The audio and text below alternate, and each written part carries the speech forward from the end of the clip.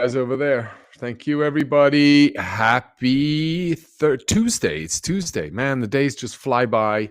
Really glad to be back again. It's Tuesday, Inflation Tuesday, just before Wednesday when the announcement comes out. But yeah, got a special guest today. We got Oliver Russ joining us. Going to give us insights in terms of his view and his prediction capability around where the BLS is going to come out, why, and what we're seeing in the economy across the US. Going to go into some of the macroeconomic insights and what's going on, and obviously share a bit about what we've been working on at Truflation and some of the recognition that we're getting across Truflation and the Truth Network. And I want to highlight some of the differences, and we will be documenting more of that very shortly and sharing more insights. But yeah, hi again. Happy Tuesday. I'm Stefan Rust. I am the founder of Laguna Labs, and which is the development arm behind Truflation and the Truth Network. Hope you're having a great day, but I'm going to dig right into it. Look, I mean, we had a great week. I was on the Bitcoin layer on YouTube. I don't know if you saw that, but we really check it out.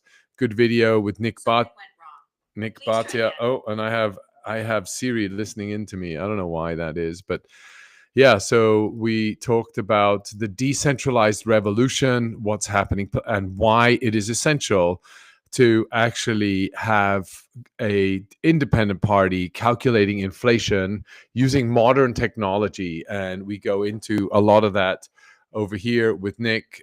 Good channel, lots of good content. A super smart team, and we shared a lot of vision and insights in terms of what's going on in the US. So check that out. Go on to YouTube and check out the Bitcoin layer. Watch the video. But more importantly, before I go into a lot of the content and invite the guest on, we've had some really exciting news in the US. The economy is humming. As we've been saying for a long time, inflation in the PPI, which is the producer price index, came out and is up 3.3%. So the economy is going well. The producers are buying more goods, and the cost of the raw material that they're purchasing has gone up 3.3%. Businesses are doing good. There is a huge optimism in the economy amongst small medium businesses.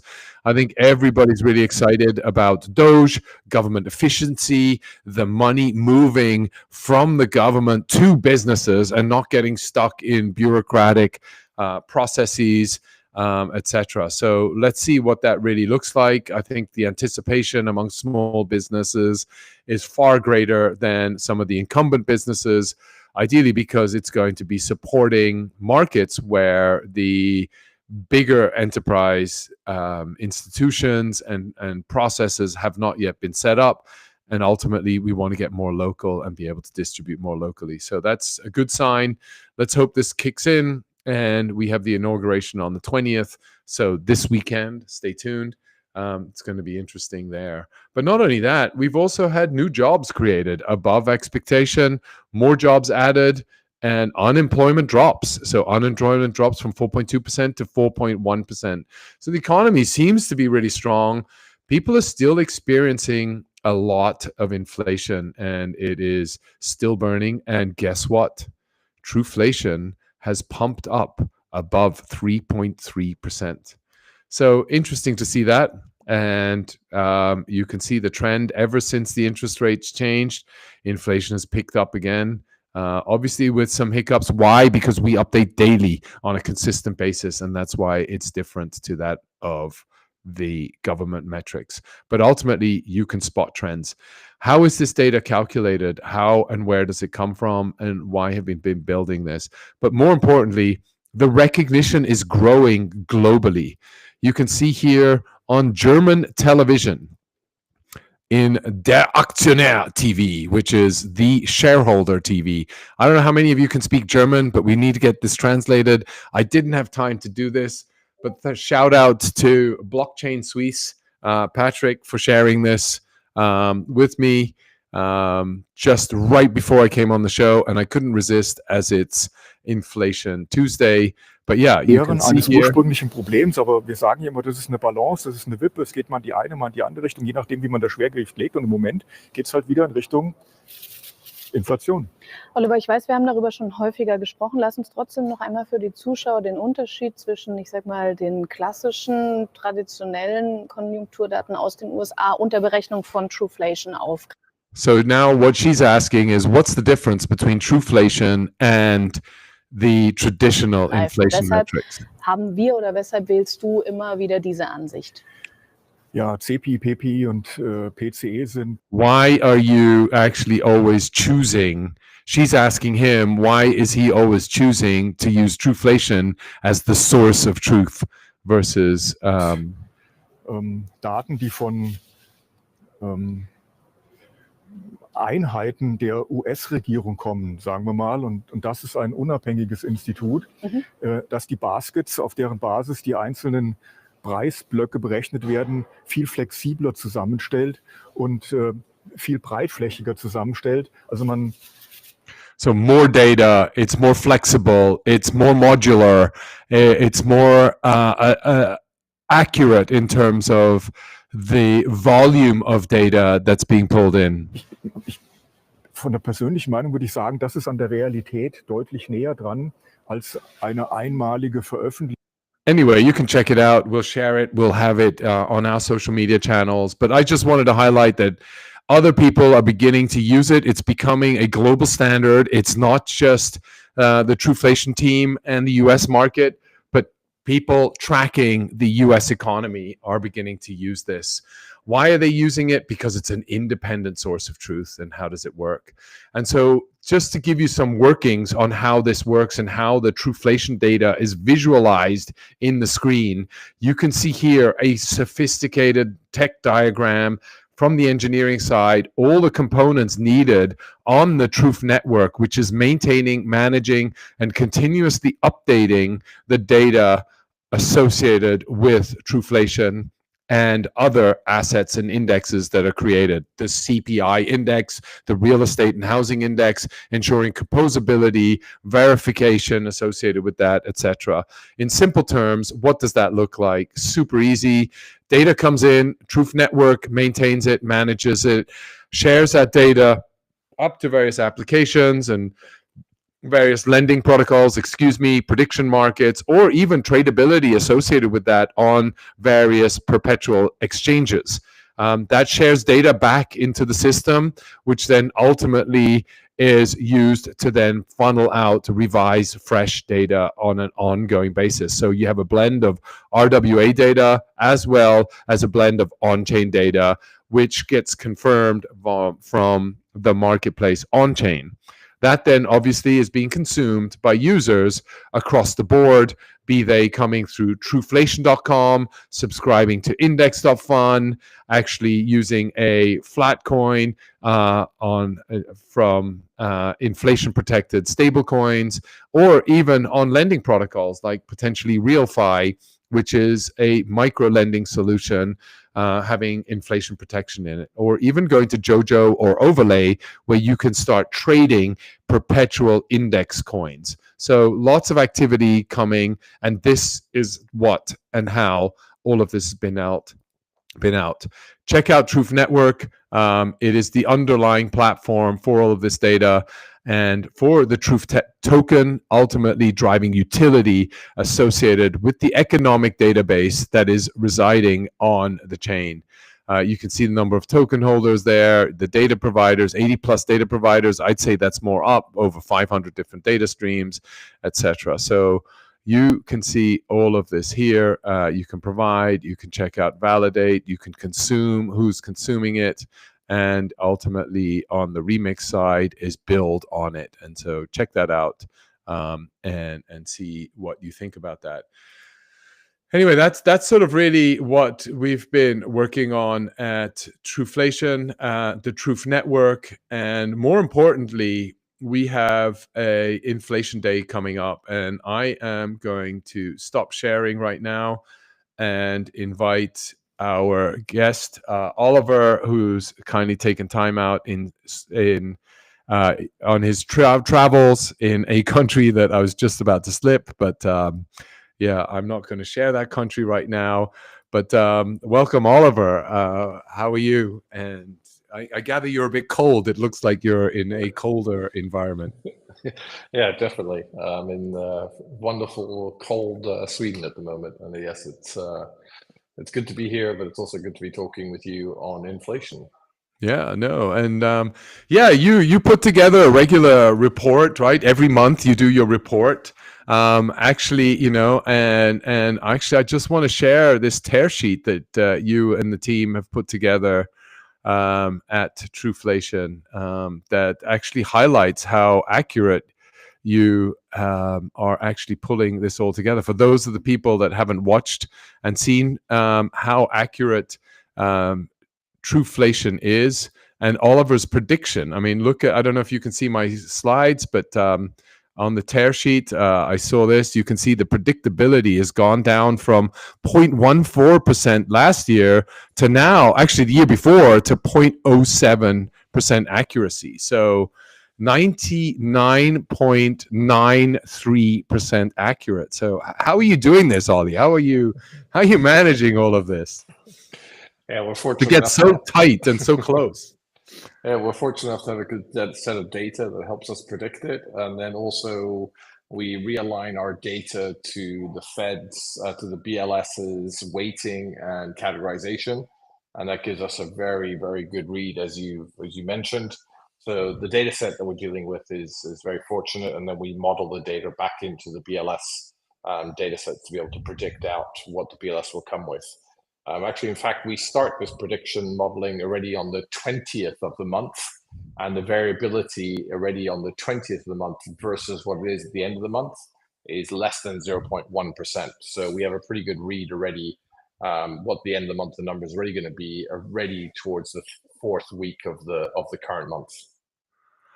Yeah, so that's and you've managed to actually accurately predict the BLS numbers, you know, 5 times out of the last 7 months. So that's pretty impressive, right? I mean, pretty accurate. And how has that calibration been taking place, right? Because ultimately you're working with real-time data, and then we have data from the government, which is actually sort of stale, doesn't have that volume. So what do you, and you have a different methodology. So how do you take Truflation and adjust that accordingly to map that of the government? Yeah, I mean, in essence, what we do is we take the Truflation data, which has got more than in the US, we have more than 30 different data sources. We're dealing with more than 15 or 18 million items of price points of goods and services. So the volume, and we're having at a minimum 3 data partners per index that we release. So it removes a bit the volatility and the inconsistencies that you might get from dealing only with one data source. And so all that data set that we're dealing with, and we bring that together on a daily basis. And then we, at the end of the month or throughout the month, we're updating our monthly forecasting capabilities by realigning our data into a monthly number. And then second of all, aligning that into the Bureau of Labor and Statistics categorizations. We have 12 categories and they have 8, so we have to line it back into their 8 categories. And then we have to apply their weighting factors to each of those 8 categories versus the 12 categories and the weighting factors that we have. So here you can see all the different factors and categories that you have, right? So you go from housing, transportation, etc., right? And yeah, you've chosen very different and more modern ways of calculating, let's say, housing. Huge spike here in other lodging. What's that? Is that hotels? That's all hotels, Airbnb, in the beginning of the travel for the new year. On the back end of last year, we saw some big spikes in the data sets. But yeah, I think the 12 categories and the 8 categories, we also have to look at how do we lag our data, because we are definitely a leading indicator, and some categories are a more front-end leading indicator, whereas some ones are a bit more recency in the data set. So for example, in housing, we have about 8-month lag to the US BLS metric, and that's because how they record and how they measure owned housing, or what they call owner-occupied housing. And so we have to lag our data much more on that category to line it back into the BLS versus something like food, which is only probably got about a 4-week lag, or 4-week lag, 3.5-week lag at the most. Yeah, and I think, just for the audience, right? I mean, if you are not a subscriber, you may want to become a subscriber, because ultimately, in addition to that forecastability that I shared with you earlier that you can see here, you also get a 45-day lead time on sort of trends that you can see in the marketplace. And as highlighted by the German video, you can see that the trends we set and identify have an average lead time of about 45 days if you can identify them correctly. So there's a big advantage there. And what you and your team do is you put together a monthly inflation report, and we've shared some of this in advance. If you're a subscriber, you get these ahead of the time, and it's a very detailed report that you can see here. Some people may not like to read it all the time, and so as a customer, you walk people through a presentation and summarize basically that detailed report. And so maybe you want to share a bit on this report, and happy to sort of just walk people through. And please, anybody, ask questions via Twitter or YouTube channel. That's where I'm tracking the YouTube channel, but also some of the team members are on Twitter and on LinkedIn. So if you have any questions, post them there, and we'll try and capture them as Oliver walks us through this presentation. We'll try and do it a bit quickly, so that you get a quick snapshot of what we can expect. But basically, Oliver, maybe I'll hand it over to you. And I love the title. The fight against inflation is far from over, and will get harder. Mm-hmm. Yeah, and I think that's the big takeout here. It's we started off predicting I think it was in June or July of last year, that inflation in the US would start to turn around at the end of Q3. And all the markets and the expectations of the markets were that inflation would continue to be going down. And we were spot on when our forecast already in June, July, that our forecast for Q2 would be going up. And it's been going up since the middle of September on a non-stop basis. And this month is no different. And in fact, what we're predicting coming into December is that the December number for the BLS, for the CPI, will come in at 2.9%. It's a year-on-year growth, which is an uplift from the November number of 2.7. And I think there are three sort of factors, or two factors I wanted to highlight at a high level, what's happening in the marketplace. I think that the drive of the inflationary pressures this month in particular are driven by two main factors. One is the certain elements in the goods sectors as we come into the festive, as we come out, December was coming into the festive season. You had Thanksgiving, and then you've got the holiday seasons.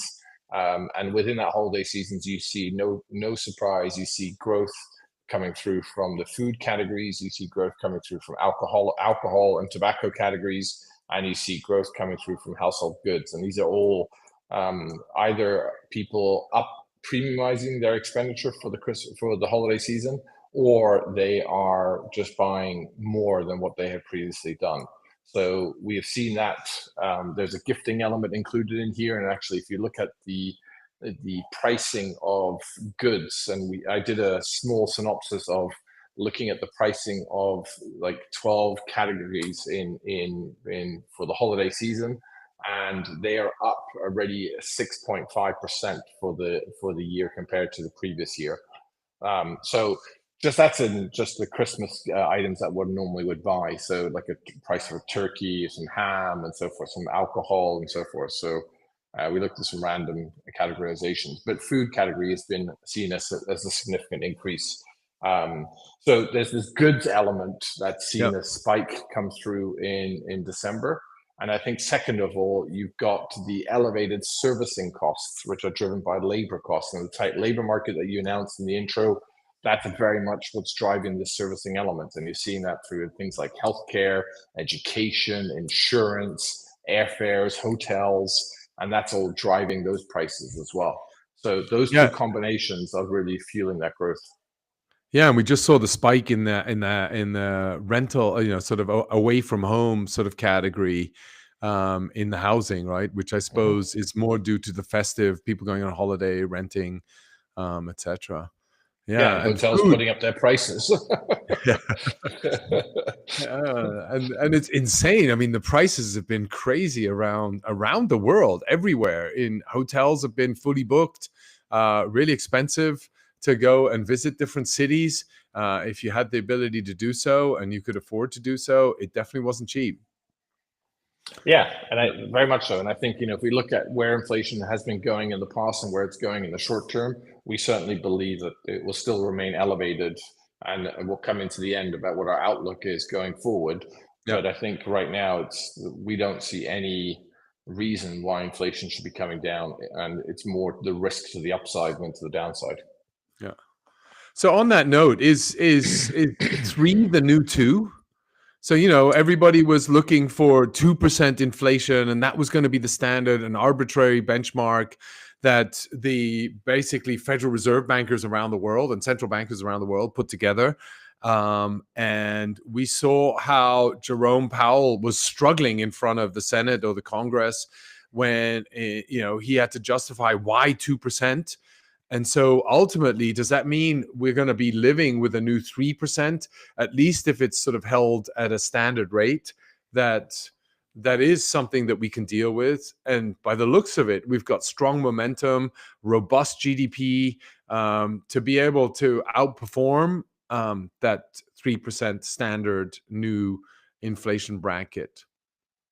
Yeah, so look, I think the three, we can go into a lot of history about this. The 2% is an arbitrary number that was established from an economic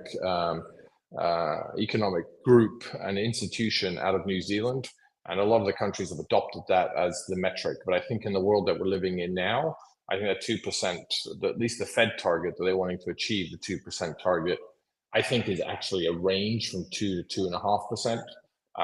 But they constantly talk about this 2% number, and with the new administration coming in on the 20th of this month, and if they activate and they implement a lot of the policies they were talking about on the campaign trails, that 2% target, even for the year of 2025, is going to be a real tough ask for the Fed to achieve with balancing both the economic growth with that of inflation and the labor market. Yeah, I think one of the members, Evangelic, has asked sort of, we talked about earlier, the PPI numbers that just came out today has moved from 3% to 3.1%. How do you think that this will impact inflation over the longer term? I mean, obviously there's a ripple effect of that, right? It takes a while for that to enter and be embedded in product prices, or not. Maybe these days with technology, we can immediately update our pricing accordingly. How does that impact inflation? Yes, I think the one thing I would say is, I think on that note, I think we have to start looking at the economy from two lenses. One, you can always look at it from the traditional Keynesian approach, which is all about demand. But I think nowadays we have to look at it as well as from a capacity standpoint of view. And I think that PPI number that's come out is going to drive inflation upwards. It's going to be about a capacity issue. And with the strength of the US dollar and the exports that come out of the US versus imports coming into the US, it will certainly impact inflationary pressures upwards, especially with the Trump administration's viewpoint on tariff and implementation of tariffs. The question is on the speed of which those tariffs are implemented and the degree of which those tariffs are implemented. But they will have an upward trajectory on the outlook and the longer term view. But I think if we put that discussion point a bit to the side for the time being, and we'll come back to it. But I think if you look at where the economy is in 2024 and coming into 2025, as you mentioned right at the beginning of the call, I don't want to go over all these figures that you see in here, but the synopsis where you mentioned like the GDP growth, we had a tight labor market, consumer spending has continued to accelerate. Every sort of major economic data set that we're looking at has resulted in a very strong economic growth coming into 2025, and the momentum is there for us to build on. Now, the balance, of course, is with the strength of the U.S. economy and also that of the Trump administration coming in. I think the Fed is going to have a real tight balancing act to walk on, the tightrope to walk on, which is balancing out the inflationary upward pressure versus what Trump is trying to ask the Fed to do. And he mentioned it last week, where he's expecting the Fed to reduce interest rates very rapidly. And if you look at any economist that is talking about outlooks of the Fed interest rate hikes, no one is expecting any reductions, at least until the beginning of Q2. So the January-March meeting, the likelihood of there being any reduction of interest rates is going to be pretty low. And in fact, I think it's going to be higher for longer to make sure that inflation stays somewhat tamed. But it's going to be a very big challenge for them because the economy is hot. The consumers are pretty confident. So, you know, the only worry that the consumers have is the outlook for future inflation, given some of the Trump administration policies that are coming in. Yeah, and that's weird though, right? So you have the Federal Reserve that's sort of dictated or defined inflation or interest rates to be between the 4.2% and the 4.25, sorry, and 4.5%, right? And so that's their range that they have. I don't know why I have all these pop-up ads. Sorry, I haven't subscribed to this channel. And then you can see though, the market is pricing interest rates at different levels to the 4.5. So the market actually thinks that inflation is going to be around and the cost of capital needs to be higher in the long term. Is that a right interpretation? Yeah, that's what we're expecting as well. And I think the market is spot on with that. I think if we went back to the forecast for Fed cuts in November, I think the market was assuming 2025, you'd see 2 or 3 rate cuts. I think nowadays you're looking at much more, the market has become much more conservative, and they're expecting maybe potentially 1 or 2. There is an extreme, the Bank of America is expecting 0 hike increases, reductions, and they're keeping it flat for the whole year. So, you know, it gives you a bit of a middle ground to play with. But I certainly think that with the heat in the economy, you know, the latest forecast for the GDP forecast for Q4 is coming in around 2.8%. And so, you know, that's another strong quarter of economic growth. And, you know, you looked at that, the unemployment rate, you looked at GDP growth, you look at the consumer confidence levels, and, you know, our prediction on CPI at 2.9, it's a triple punch to the Fed of not reducing interest rates anytime soon. Yeah, I mean, we were talking to another hedge fund just the other day, and their view is there are going to be no rate cuts this year as well, right? So maximum 1, right? And so I think, yeah, given the pressure, the tariffs, the growth, yeah, and it will likely to see, yeah, inflation stay high. And then how do you manage that? I mean, what are other alternatives that the government could use in order to bring down inflation outside of interest rates? Yeah, I mean, that's the big question, right? I think so. My viewpoint is what's going to help bring down interest rates in the longer term, or bring down inflation long term, that hopefully will then consequently bring down interest rates and then inflation. I think is going to be, the first one is going to be energy, right? I think one has to look at the energy production quite differently to what has been done till now.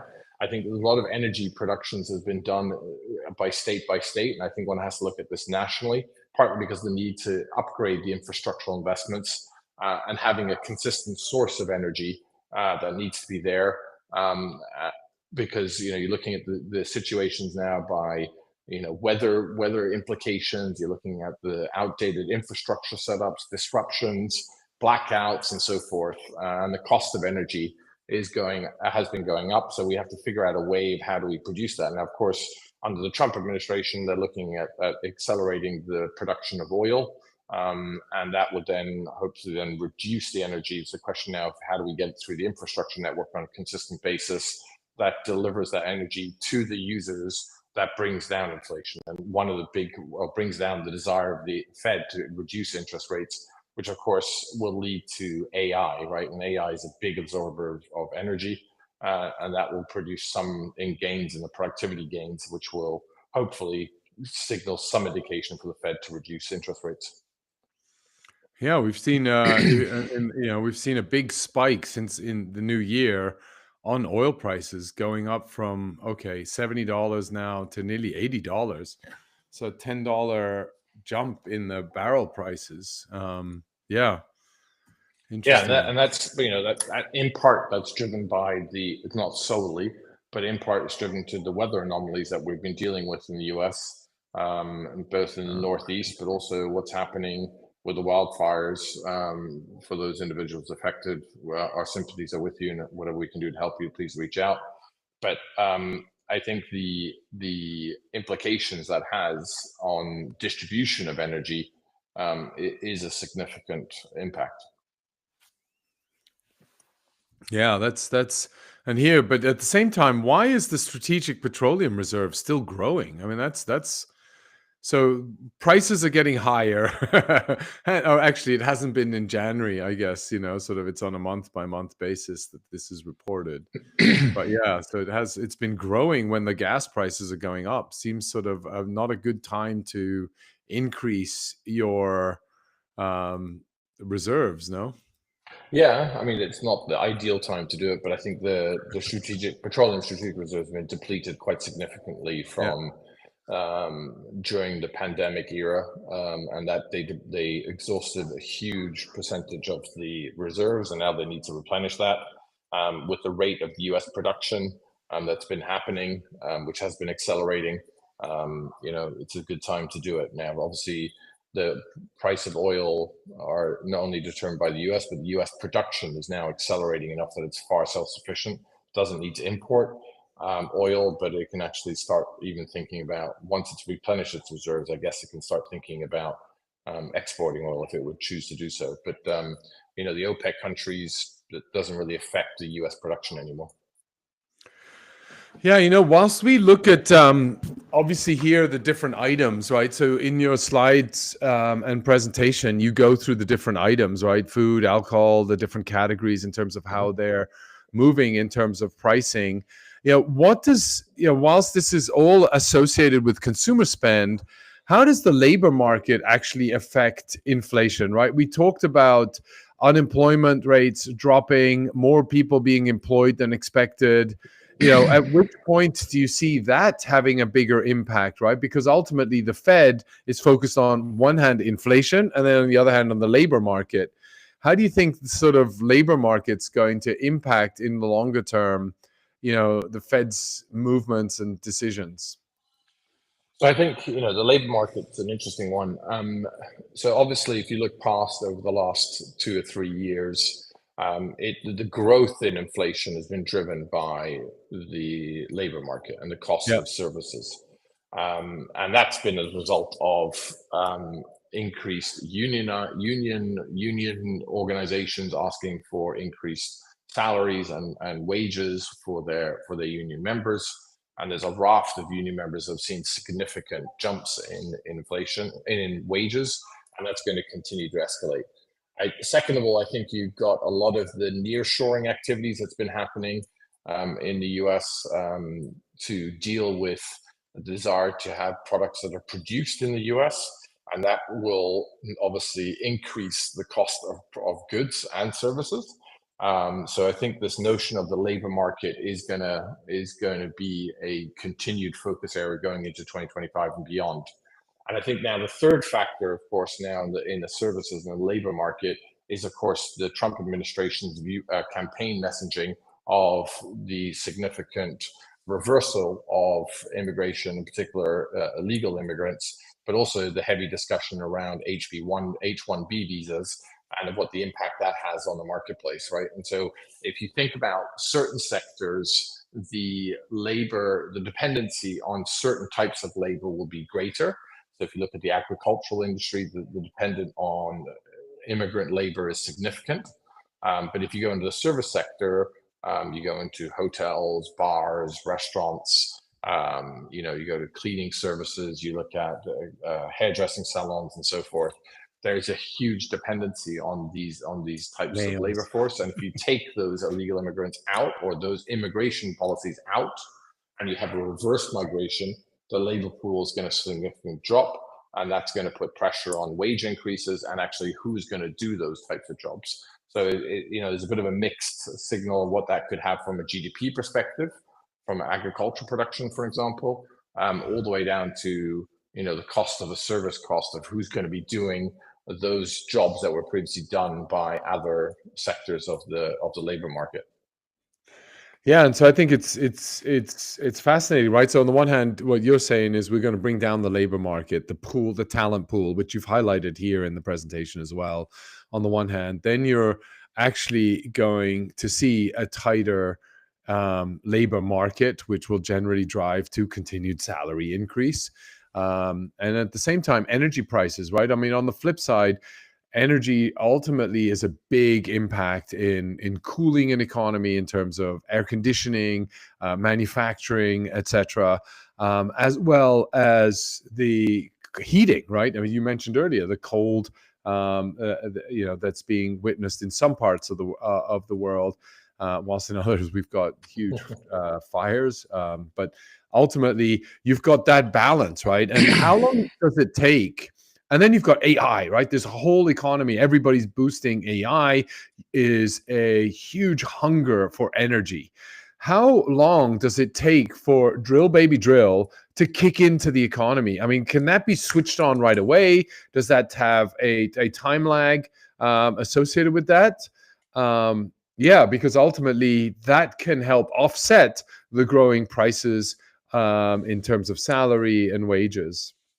Yeah, and maybe offset tariffs, right? Because shipping and airplane and cargo is going to be associated with tariffs, right?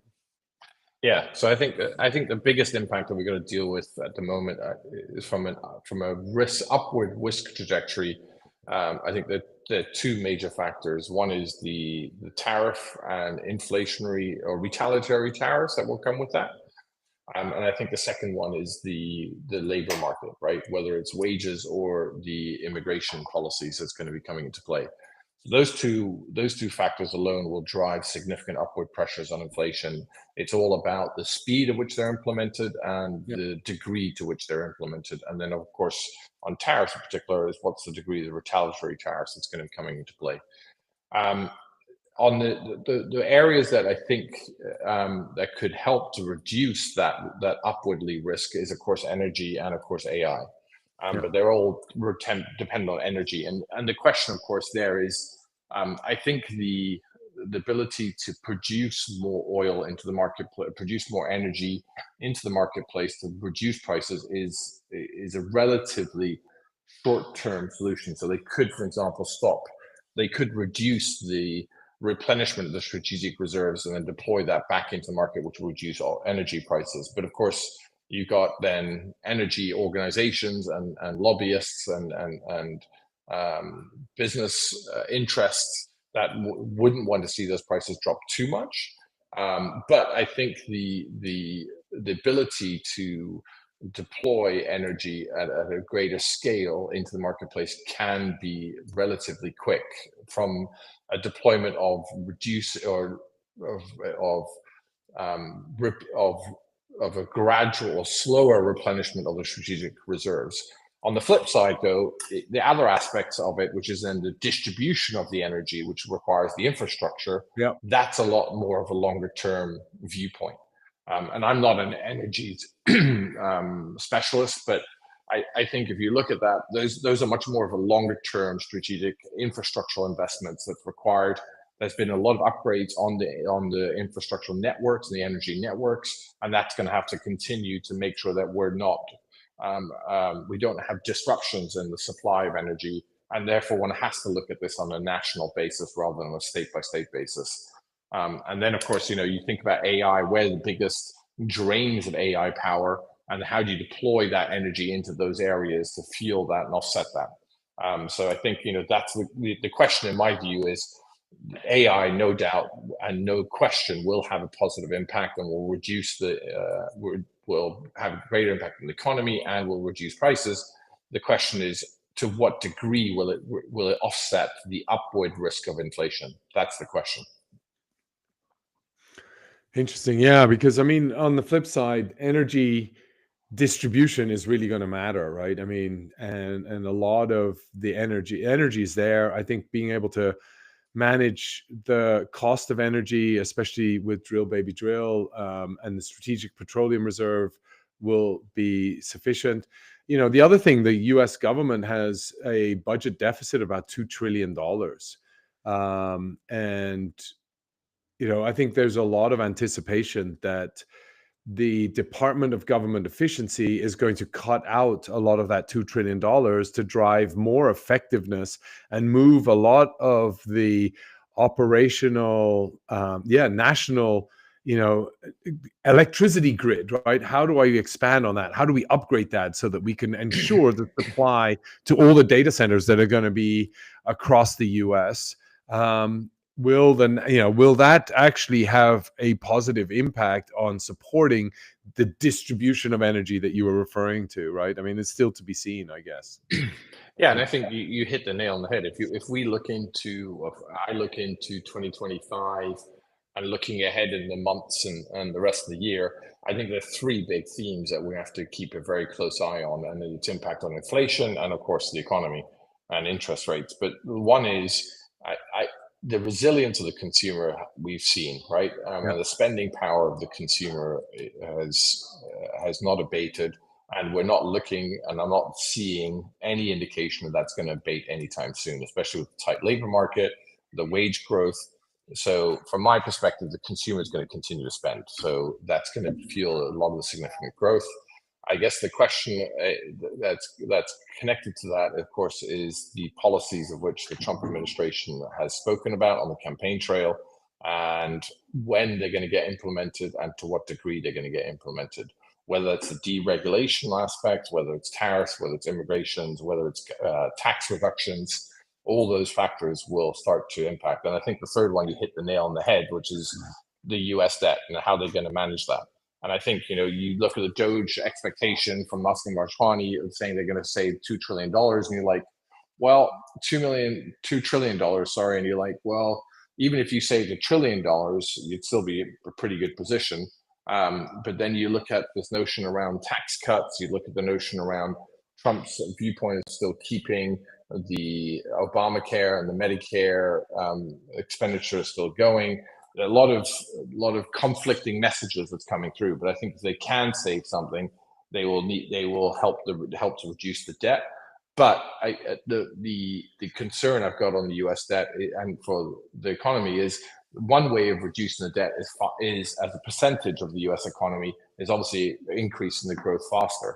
But if the GDP growth is already sitting at 2.7% in quarter four, but throughout the whole year, the last two quarters was 3%. So you're looking at 3, and 2.7. You're going to have to grow the economy like at 4 or 5% to really reduce it meaningfully. And I don't know how you increase the rate of growth another 1 or 2%. So it's going to be a tough ask. But things like deregulation will obviously help that. The other aspects of the Trump administration will help to fuel that. Corporate tax will also drive that and will drive more innovation into the US. So there's a lot of interesting aspects, but those are the big three themes that at least that I'm looking into as we go day by day and looking at all the new data that's coming out from the government and therefore its implication on the Fed. Yeah, and to me, that was, you answered the question that I was going to ask, right? Which is really if 3 is the new 2 that you've highlighted here, right? So in Q1, you're forecasting and predicting that inflation will go up to 3%. We're already seeing that on Truflation.com, where you can actually see the inflation rate at 3.03%. as also highlighted by the German TV. So here you can see the trend at 3.03%. But you look at that, which was going to be my question, which you pretty much answered already, which was really, can we predict a 5% GDP growth in the world's largest economy, and it just accelerating ahead and away from everybody else thanks to deregulation? Yeah, I mean, that's a big question. I don't have an answer for that. But I mean, what I will say is that, I think the rest of the world is envious of the US economy that's growing at 2.5 to 2.7%. And, it's amazing what the US has been able to do. So I would never underestimate what the capability of the US is. But, driving up from 3% to 5%, that's a massive growth, right? The only country I knew that had 5% growth in the past was China. And that was a number of years ago. It's now hovering just under 5%, but they're a smaller base than the US is. So for the US to hit up to 5% is a real big ask, and deregulation will certainly help that factor. Corporate tax reductions will help that factor, because hopefully some of that money will go back into innovation and funding growth and initiatives, which will fuel the economic growth further. And do you find, I mean, you're just on that, right? China is a bit of a curveball in all of this, right? I mean, it's its own economy. It's big. It's the world's second largest economy. They just dropped interest rates. The yield on long-term bonds has come down significantly. What does that mean for China, and how will that impact, obviously, the US economy as well, and the relationships, right? Ultimately, China and the US aren't always best of buddies and are in a bit of a contentious relationship, although Trump gets along with everybody, and Xi Jinping as well. How do you think that might impact the US economy itself? I mean, I think the biggest impact is going to be for the US economy in the short term is going to be the tariffs, right? And how much tariffs he's going to put on China, and what the implication that has on nearshoring, and how many, if anything, is going to happen there. Exactly. Yeah. I think the worrying part for US organizations that are operating in China is going to be the retaliatory elements of China. In other words, if you happen to have business in China and the US government is putting taxes on your imports into the US, what's the retaliatory element going to be from the Chinese government on those businesses in China? And I would be amiss to saying if we would be naive to assume nothing will happen to those businesses if those taxes go up, or the tariffs go up. Yeah. And I think somewhere that's going to be the challenge, right? And China is very capable of doing it. I mean, one of the most recent examples is, of course, the Australian wine industry got decimated as they increased tariffs on Chinese imports into Australia. The Chinese government just stopped buying Australian wine into China, decimated that industry for a large number of months, and actually more than a year. So now it's slowly coming back. So it will have an impact on businesses. I think the China economy is still going to deal with its housing crisis that it's gone through. But there are signs that the Chinese economy is starting to pick up. It's a question now of how much spending they're going to put back into the government beyond just reducing interest rates, and hopefully getting up the consumer expenditure element, because it's still a relatively lower percentage of GDP growth, or GDP, versus what we see in the US, representing nearly 2/3 of the GDP of the economy. Yeah, interesting. I mean, I think, sort of with what's going on in China, the trade discussions, there's still a big balance there. And interesting to see that the retaliation, can really actually have a significant impact.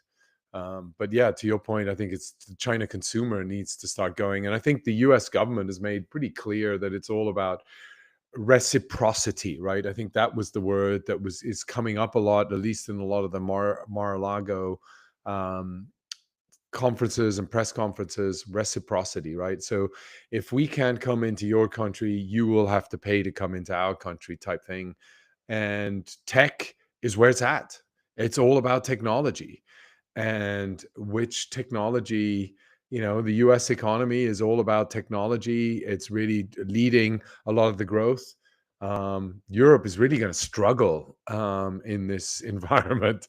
Um, and China has some very interesting technology developments and is really trying very hard to push the AI element further as well. And I think Elon Musk was on stage somewhere saying that there's about a 12-month lead time that he predicts that the US has on China.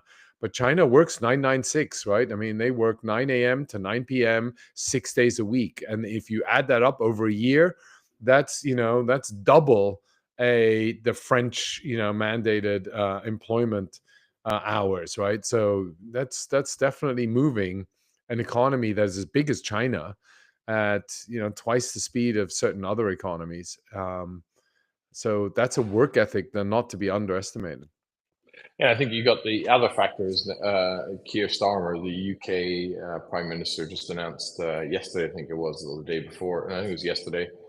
He announced that he's putting a strong emphasis on AI and leveraging new technology. But let's see, right? I mean, how's he going to do that? They just cut down the North Sea oil. It's so dependent on energy. Energy in the UK is ridiculously expensive, and the brain drain in the UK. Everybody I'm talking to, and all podcasts you listen to, everybody's leaving the UK. They're going to Dubai, Portugal, where the taxes are better, where the life is a bit safer, or the US, right? So how is he going to do that? I don't know. But I do think it's interesting the fact that he's come out and stated that. I mean, the energy issue is going to be quite interesting because the UK is just launching. Well, I think it just announced it's delayed again. It's the biggest nuclear power plant the world has ever seen. It's being built in the UK. I think it's now coming online in 2028. It was meant to come online next year. It's been pushed out 2 more years, and the bill is now added another. I think they added another $10 billion to the bill or something like that. So it's like, well, you want to do this, but you don't have enough energy to deal with it, and everyone's leaving. So and you're suffering a budget deficit, and the debt's still there as well. You haven't addressed that. Yeah, exactly. On that gloomy note. We're here trying to highlight optimism. But I do think, if you think about that and you think about what the other economies of the world are struggling with, I think the US is in a really good position, and it's just about capitalizing on that and accelerating the growth. The question really is how much can some of the Trump administration policies accelerate growth even faster than what it is now? And that's the big question. I think you've got some bright spots outside of the US, like Japan is potentially starting to see some inflationary pressures, which is a good sign. It's been a deflationary market for I don't know how many years. So I think there's some bright spots outside the US, but I think the US is really the leading economy in the last number of years, and it's an envy of the rest of the world. And it's going to continue to be that for the foreseeable future, at least. On that note, thank you very much, Oliver. Lots of great insights. Hope the audience enjoyed it. And we addressed most of the questions that everybody came back with. I'll just stay on maybe for a couple of 2 seconds and just address 1 or 2 of the other questions that they had more around the token and the Truth token and the utility associated with that. But yeah, thank you very much for your insights. And guys, subscribe. Follow the channel, sign up to the newsletter. You do get alpha. You do get 45-day lead time on trends. And you actually can see the predictability associated with Oliver's forecasting and the team at Truflation, what they're doing, trying to actually make a lot of this data from the Truth Network comprehensible and digestible for all of you. So thank you, Oliver. Thanks a lot for that. And enjoy your rest of the day. Thanks for having me. Yeah, just hope you enjoyed that. We're trying to mix up the show a little bit for 2025 and exchange it, show different aspects of what is being built on the Truth Network. A lot of you are asking about the utility of the token and the access to the token and why we're actually building it and what we can do about it. Look, we're building long-term business here, And we're trying as hard as we can to communicate this and highlight the value of the Truth Network and the token, the Truth token that gives you access to the Truth Network. And, I mentioned really early on in our conversation that what have we been doing around decentralizing the data? And as you can see here that, we're building out Truth Network and bringing and making indexes and data available on the different applications and different blockchains. And that is actually being accessible and used by users. That's what the utility is for. A lot of the data and indexes are being accessed and made available to the Truth Network and the data contributors. So that's the flow and the utility associated with it. And you can see that we have been building and creating a lot of the documentation for that. This is the first data availability network out there where you actually have data from CoreLogic, Cox Automotive, Auto Trader, Car Gurus, GfK, Hilton, but not only from institutions and traditional providers, you also have the data from various crowdfunding sources, deep in networks, from the likes of Parcel on real estate housing, Chirp, Scanit in terms of scanned receipts. All of those are being made available via the Truth Network to anybody wanting to build on any of the blockchains and being able to provide nice utility services. So that's really what we're working on and what we're building. And you can find out how people are working around this. And just take a look at all the details that's going on here. You can read out the white paper. You can have a read of the abstract. You can go into the detail associated with this infrastructure. But more importantly, check out the ecosystem. I mean, look at all these partners that are building and working with Truflation, providing data. I mean, it goes on and on and on and on. Networks, the different chains that we're connected with, Plume from an RWA perspective, Partisia, Nibiru, XDC, Injective, Zcash, Polygon, Ethereum, Kinto. You've got audits that have taken place, synthetic assets that are building around it. Look, I mean, check it out. Go check out truth.network. That's the site. I'm not going to promote this anymore. We're focused on building and highlighting use cases of companies building around the network and the virtual Truth Network loop. That's the first time I'm hearing things that you're mentioning. Will we be able to burn tokens? Yeah, sure. There is an unlock that happens over 8 years. We've been looking and put a proposal forward to reduce that 8-year emission schedule to 5 years. We have a vote right now on Snapshot where people can vote whether they want to see that accelerated or not. We're working as hard as we can to really drive up the value and make sure that Truflation is moving to the Truth Network, and the Truth token is giving you access to all of this amazing data and indexes that are being created on the Truth Network. And it's a fully decentralized database. So please have a look, check it out, and hope that addresses some of the concerns that you have. And exactly, the thing of delisting on KuCoin, first I've heard about it. Seems to be a lot of FUD out there and noise. It's up to you to come back and look at what we're doing and see that this is valuable to the ecosystem and to the community and apps that are being built around this.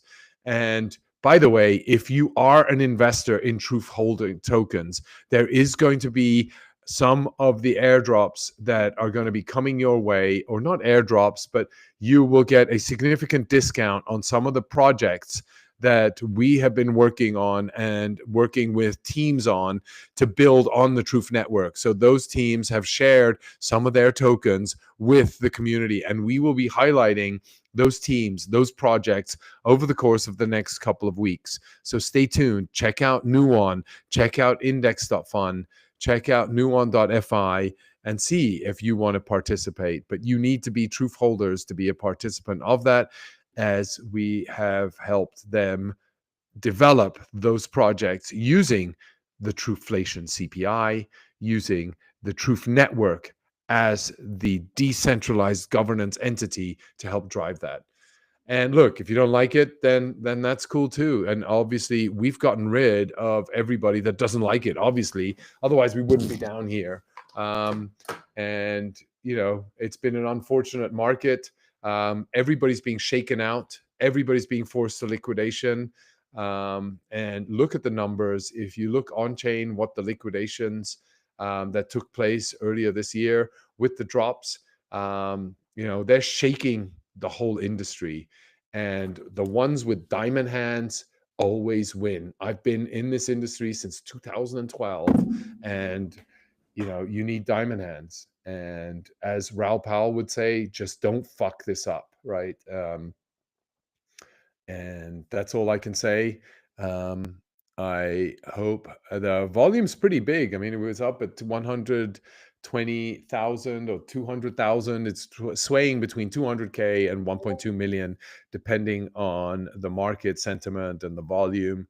But yeah, just look at these companies that we got: Zillow, Zoopla, Alora, Chirp, GT Protocol, Koi. I mean, all of that, BDP, Big Data Protocol. You know, we're working with all of these partners. BitsCrunch, we've even done an index together. Index.fund. You know, if you're a partner and a holder of Truth tokens, see what will happen and what benefits you're going to get from Index.fund and Nuon. We'll share more over the time, but that's just a lot of what's going on at Truth Network. And we are working to drive volume that's there. Ultimately, sentiment just helps drive that too. Participate, get your buddies to see the value of what we're doing. And by the way, the use cases are coming out. It takes time to build this, right? And thank you, Yuda. You believe in it. You know, we're building, and there are going to be some awesome announcements coming up. And we just work. We try to deliver before we announce versus announcing and then not delivering. So maybe we should switch that around and go, what do you think? Do you think we should be announcing intents to deliver and like the rest of the industry and then just not deliver? Or should we just deliver and then announce it? So we're trying to do both and find the right equilibrium between that. And what does equilibrium mean? Balance. So we're balanced. Hope you enjoyed the show. I'm not going to say any more. And stay tuned on Thursday. Same time, same channel. Please join and subscribe. Follow us on newsletters. You can subscribe. And if you're a developer, check out Truth Network. Get our grants program. We have now launched, changed it from a bounty program to a grant program so that it is known as a grant. It's not a bounty where you have to build and then hope and pray that you can be the winner and the recipient of the bounty. It's a grant. You will get awarded for tasks that you deliver that aligned with the grant schedule. So check that out. We will continue to build.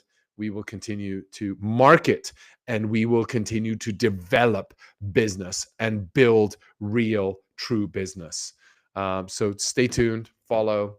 And this is the best and only data availability network on the blockchain, fully decentralized, with indexes being managed by a decentralized governance protocol.